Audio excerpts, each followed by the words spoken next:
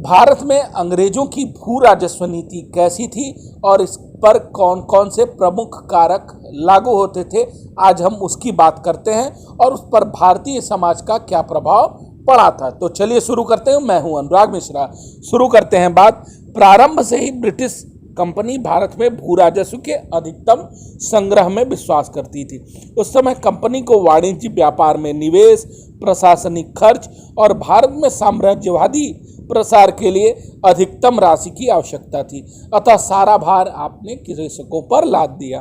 प्रारंभ से ही ब्रिटिश सरकार का मुख्य बल भू राजस्व में वृद्धि पर था। 1722 ईस्वी में भू राजस्व की राशि 14,29,000 थी, जो 1765 ईस्वी में बढ़कर 81,80,000 कर दिया गया।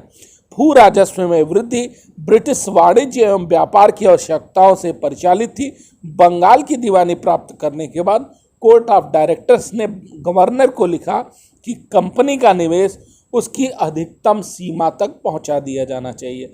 लॉर्ड क्लाइव के काल में और उसके बाद सामान्यतः परंपरागत भू राजस्व पद्धतियां ही चल रही थी और 1721 में भू राजस्व की राशि 2,34,00,000 तक बढ़ाकर निर्धारित कर दी गई। पहली बार वारेन हेस्टिंग्स ने 1971 में 5 वर्ष के लिए भू राजस्व का प्रबंधन किया और उस व्यवस्था से जमींदारों को बाहर रखा।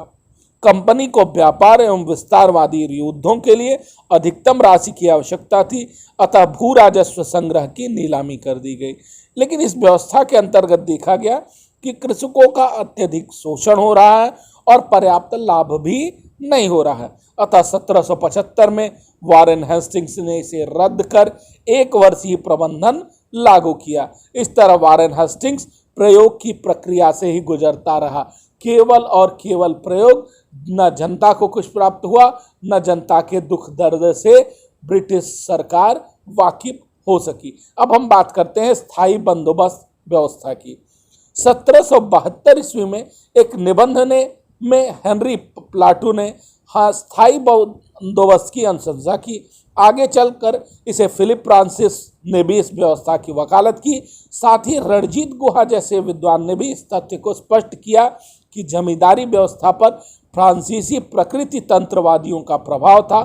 विद्वान और फ्रांसीसी प्रकृति तंत्रवादियों का स्पष्ट विचार था कि समाज की समृद्धि एवं स्थायित्व के लिए भू संपत्ति पर व्यक्तिगत स्वामित्व होना चाहिए। यह स्थायी बंदोबस्त की वैचारिक पृष्ठभूमि थी, किंतु ब्रिटिश सरकारी अधिकारियों ने अन्य हितों एवं कारकों से परिचालित होकर इस व्यवस्था में कई सारे संशोधन कर दिए। 3 दशक में भी प्रयोग के बाद भी स्थायी व्यवस्था पूरी तरह से निर्धारित नहीं होगी। अंततः विश्वास किया जाने लगा कि भू राजस्व व्यवस्था को सुदृढ़ बनाने के लिए भूमि में व्यक्तिगत संपत्ति की परिकल्पना अनिवार्य है। अतः 1790 ईस्वी में लॉर्ड कॉर्नवालिस ने भू राजस्व में एक व्यवस्था को जन्म दिया, जो जमींदारी व्यवस्था के नाम से भी जाना जाता है। 1793 में इसे स्थायी बंदोबस्त बना दिया गया। स्थायी बंदोबस्त की 2 मूलभूत आवश्यकताएं हैं या विशेषताएं हैं। जमींदारी एवं भू राजस्व संग्रहकर्ताओं को जमीन का वास्तविक स्वामी बना दिया गया और इस अधिकार को हस्तांतरणीय एवं वंशानुगत बना दिया गया। दूसरे, किसानों को रैयतों में तब्दील कर दिया गया और जमीन पर उनके दीर्घकालीन अधिकारों को छीन लिया गया। इसके क्रियान्वयन के अन्य प्रमुख कारक हैं। कॉर्नवालिस ने ब्रिटिश जमींदार, जिन्हें भूमि पर मालिकाना हक प्राप्त था, के अनुरूप ही भारतीय जमींदारों को समझा और इसी वजह से उन्हें भूमि पर मालिकाना हक दे दिया।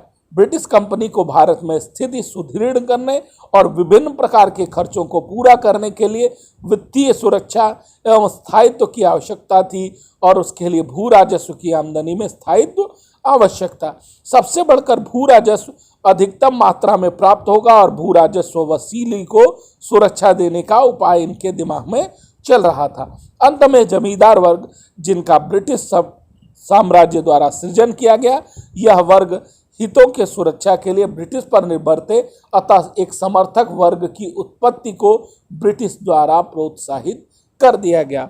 स्थायी बंदोबस्त व्यवस्था बंगाल, बिहार, उड़ीसा समेत उत्तरी कर्नाटक एवं बनारस के कुछ क्षेत्रों में क्रियान्वित कर दी गई, जो संपूर्ण ब्रिटिश के भूभाग 19% क्षेत्र पर विस्तृत थी। अब बात रैयतवाड़ी व्यवस्था की। रैयतवाड़ी भू राजस्व व्यवस्था 1792 और 1822 ईस्वी में दक्षिण और पश्चिम भारत में प्रारंभ की गई।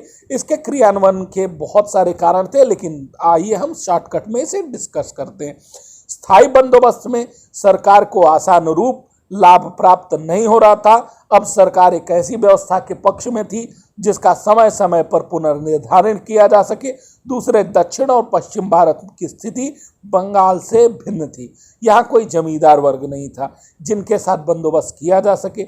जमींदारी व्यवस्था में रैयतों का भरपूर शोषण हुआ, अतः रैयतों को सुरक्षा देना भी अनिवार्य था, तो इसके लिए इस व्यवस्था को लाया गया। ब्रिटिश सरकार का दृष्टिकोण था रैयतवाड़ी व्यवस्था के पक्ष कि मुनरो और एल्फिंस्टन पितृसत्तावादी थे। उनका मानना था रैयतवाड़ी व्यवस्था ही भारतीय परिस्थितियों के अधिक अनुकूल है। रैयतवाड़ी व्यवस्था में प्रत्येक पंजीकृत किसान को भूस्वामी मान लिया गया और यहाँ भी भूमि को बिक्री योग्य बना दिया गया। इसी पंजीकृत किसान के साथ रैयतवाड़ी बंदोबस्त कर दिया गया। इस व्यवस्था के अंतर्गत सरकार 50 से 80% तक भू राजस्व का पुनर्निर्धारण करती थी। यह व्यवस्था बंबई और मद्रास प्रेसिडेंसी समेत तात्कालिक ब्रिटिश भूभाग के 51% क्षेत्र पर क्रियान्वित की गई। अब बात महलवाड़ी पद्धति की। 19वीं सदी के पूर्वार्ध में ब्रिटिश अधिकारियों के दृष्टिकोण में उपयोगितावादी विचारधारा के प्रभाव में परिवर्तन होने लगा। महलवाड़ी पद्धति पर रिकार्डो के लगान सिद्धांत और माल्थस के अर्थशास्त्र का भी प्रभाव था। इंग्लैंड में औद्योगिक क्रांति की शुरुआत हो चुकी थी, अतः सरकार को निवेश के लिए अधिक धन की आवश्यकता थी। बढ़े हुए राजस्व द्वारा इसे पूरा किया जा सकता था। इस बात को ध्यान रखते हुए महलवाड़ी व्यवस्था लाई गई। 1822 में हाल्ट मैकेंजी ने इस व्यवस्था को जन्म दिया। महलवाड़ी व्यवस्था भू राजस्व का निर्धारण गांव या महाल से किया जाता था। इस पद्धति में समय समय पर भू राजस्व का निर्धारण करता रहा। भू राजस्व का सुरक्षार्थ यह व्यवस्था गंगा घाटी, मध्य भारत, उत्तरी पश्चिमी भारत और पंजाब में लागू की गई थी। यह भाग कुल भूभाग के 30% क्षेत्र पर लागू था। अब इसका समाज पर प्रभाव। ब्रिटिश भू राजस्व व्यवस्था में भूमि को व्यक्तिगत समाज के अधीन एवं बिक्री योग्य मान लिया गया। परिणामतः समाज का आर्थिक विभाजन बन गया और इस तरह से एक उत्पीड़क यंत्र महाजनी कृषक शोषण व्यवस्था में जन्म ले गया। आगे की बातें अगले वीडियो में करेंगे। तब तक वीडियो देखने के लिए धन्यवाद। चैनल को सब्सक्राइब करना ना भूलें।